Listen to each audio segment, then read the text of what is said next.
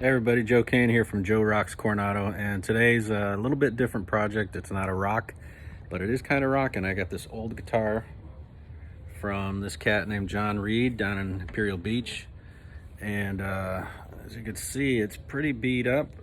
Like, the back is coming off, and it's literally cracked, and it's got a hole in it up here where it's been repaired.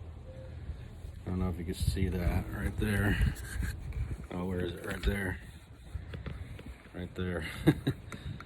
But that's okay, and it didn't have any of the tuning pegs, but I put tuning pegs on. I was really just gonna paint this guitar, put a cool design on it and just have it like as wall art.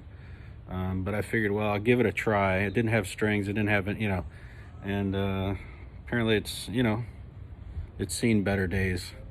But I spent the last day and a half since John gave it to me working on the paint job, so I'm going to show you that now.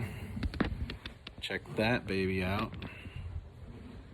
I put some tuning pegs on it, sort of.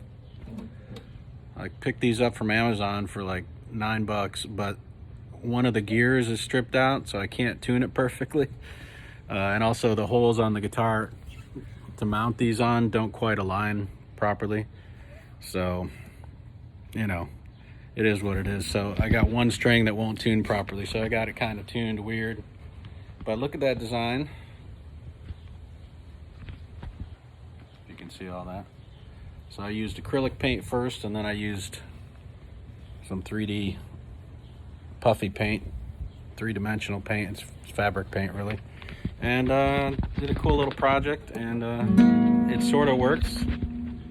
So that was my project for the last 2 days. Now I need to sleep because I haven't done much of that. It's a lot of work. A lot of work doing the painting.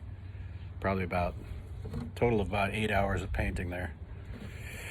So anyway, so thanks to John Reed, and I'm gonna hang this on the wall and see how it looks.